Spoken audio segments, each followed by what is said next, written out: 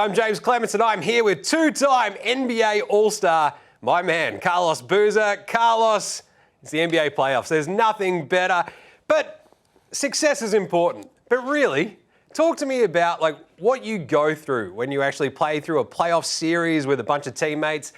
Does that just sort of bind you together for life?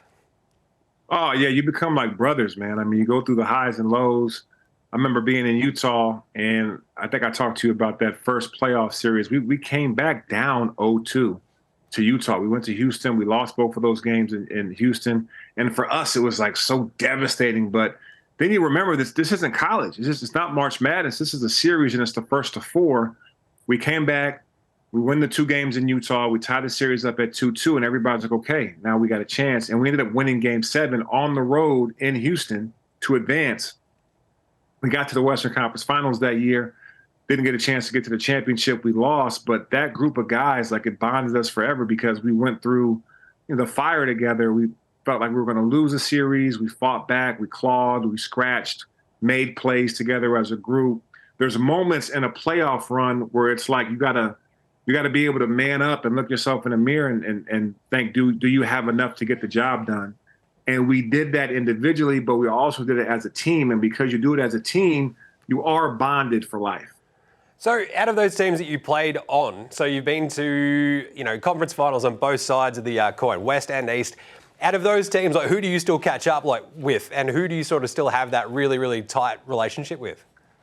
Yeah, most of the guys, man. I'm for some reason, I like most of the teammates I played with. And so when I was in Utah, Darren Williams, me and him talk on a constant basis. Mehmet Okur, AK-47, we're all very close. Paul Millsap. And then in Chicago, D. Rose, Joakim Luau, Taj Gibson, Nate Robinson. We're all very close. We've all been through a lot together. It's if you look at the history of the NBA, there's 75 years of the NBA basketball or something, maybe a little bit more.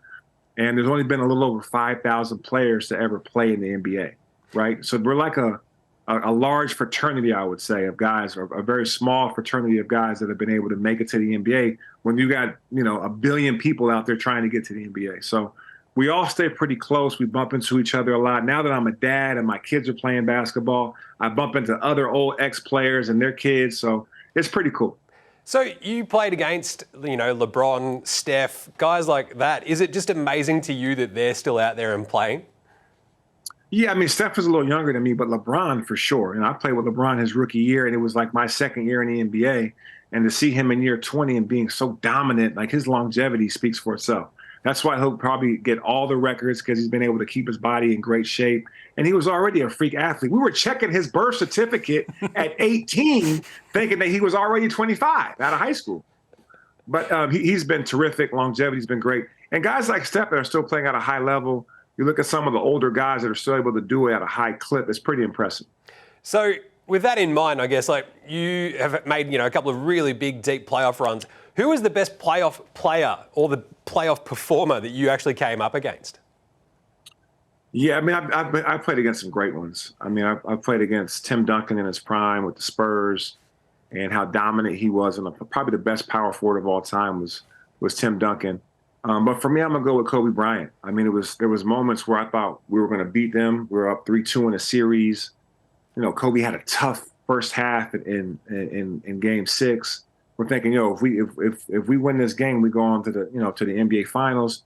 Kobe comes out and has 32 points in the third quarter, and poof, there goes our NBA Finals dreams. I think a guy like Kobe, he was like my Michael Jordan in my era.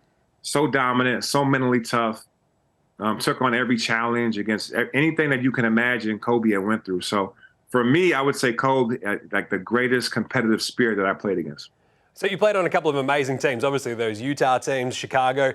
Is there one team that really stands out in your mind where you're like, we probably should have won the title that year, or we could have? Oh, yeah, the 2010-11 Chicago Bulls team. I mean, we were unbelievable. D. Rose had won the MVP.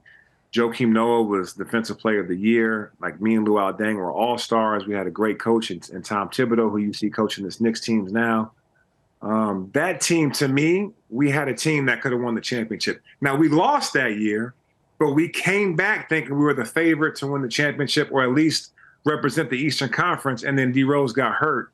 multiple years in a row. We never got a chance to relive it and get a chance to go back at it. But that 2010-11 team was very special. So what team right now do you think you would have fit on perfectly to actually have a crack at the title out of the teams right now? I like the way the Miami Heat play. I think they're terrific. I love Bam Adebayo's role. Does a good job of, I could do his role. Like, he does a great job of setting screens, rebounding, being a paint anchor for those guys, knocking down shots when he has to. I like the way the Miami Heat play. They're tough. They're gritty. They go after it. It's not always pretty, but it's gritty. And they got Jimmy Butler, who's playing like an MVP right now. I love it. And also, I feel like you're the most Miami Heat player to never actually play for the Miami Heat, Carlos. So probably. There you go. This has been great. I've been James Clements. That's been Carlos Boozer. Thanks for your time, Carlos. Thanks, guys. Basketball is theatre, acrobatics, drama, and poetry. Basketball is everything. That's why we've made a betting brand for basketball fans. That's better. Chances are you're about to lose.